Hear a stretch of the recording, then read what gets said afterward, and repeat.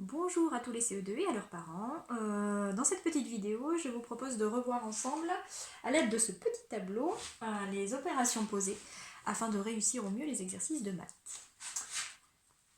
Alors, juste pour rappel, dans ma classe, les élèves doivent poser les opérations posées, les additions de cette façon. On a par exemple 23 plus 27, ils posent bien en colonne.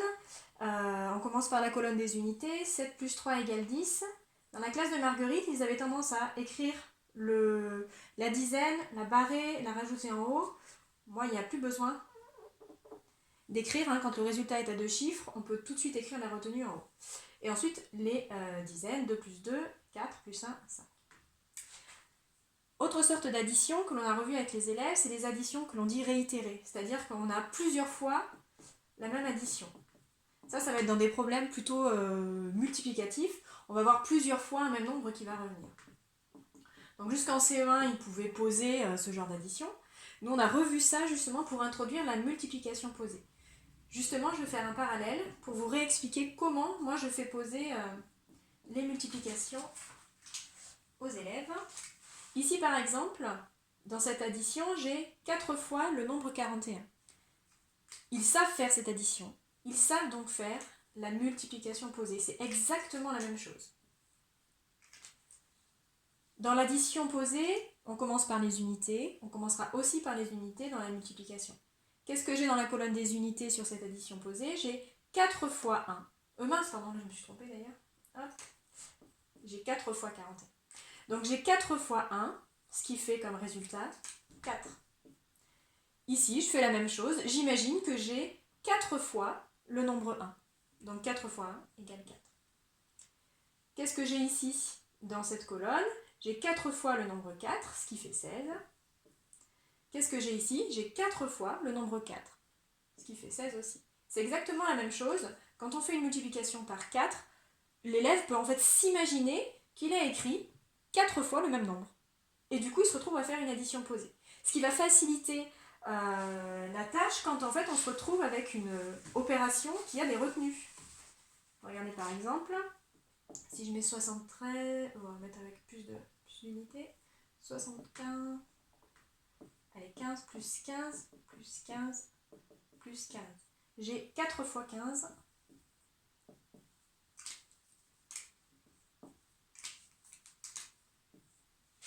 Quand je fais cette addition, je me prends les unités en premier, j'ai 4 fois le chiffre 5, 4 fois 5 ça fait 20.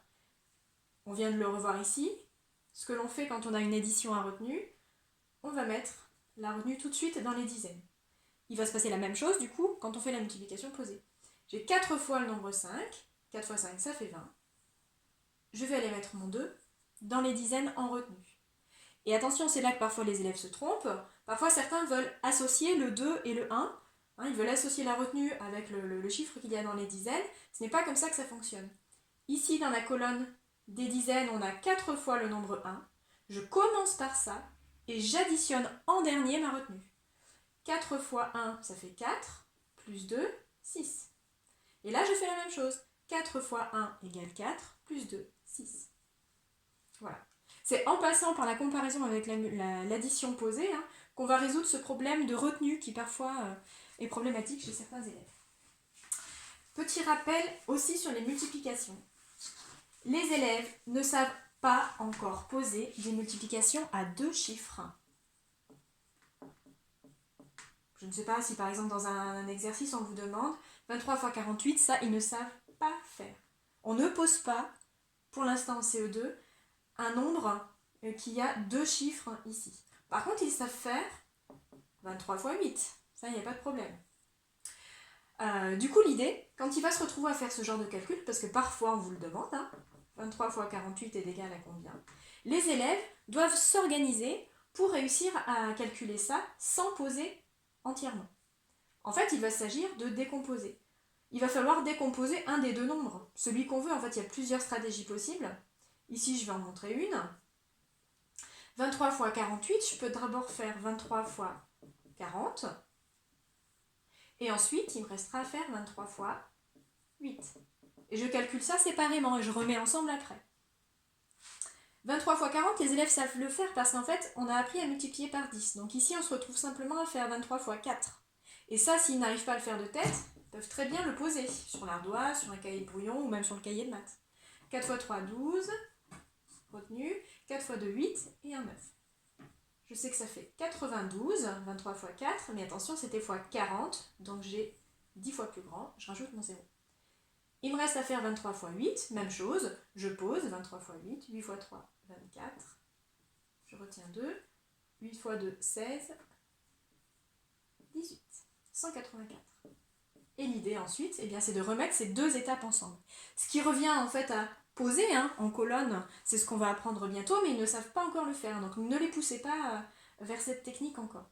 Et 920 plus 184, on se retrouve avec 8, 9, 10, 9, 10, 11, 1104. Donc je sais que le résultat de 23 fois 48, c'est 1104.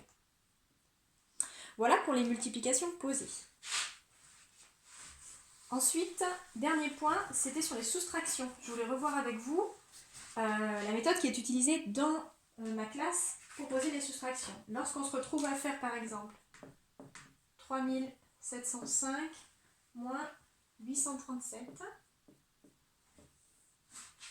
la technique que l'on utilise, nous, c'est la technique par démolition. Colonne par colonne, je fais mes soustractions. 5 moins 7, ce n'est pas possible. Je n'ai pas assez d'unités pour enlever 7. Ce que je vais faire, c'est que je vais aller prendre une dizaine. J'ai choisi cet exemple-là exprès.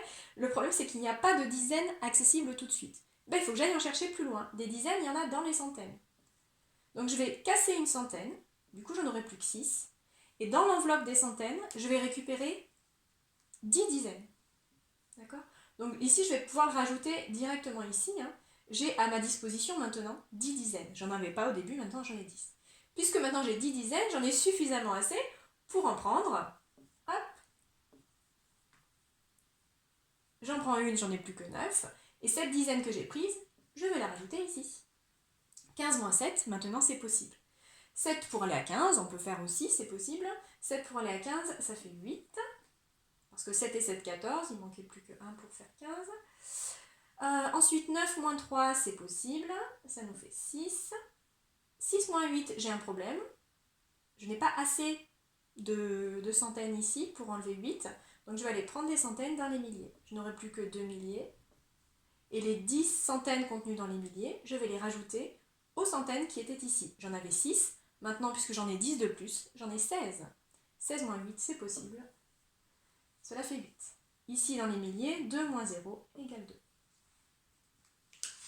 Voilà. Petite révision juste sur les soustractions. J'espère que cela vous aura été utile. N'hésitez pas à me poser des questions sur les différents exercices. Si vous avez des soucis, n'hésitez pas, je suis là pour vous aider. Et puis, voilà, par les petites vidéos, peut-être que ça peut être plus pratique de rappeler certaines notions. Voilà, à bientôt!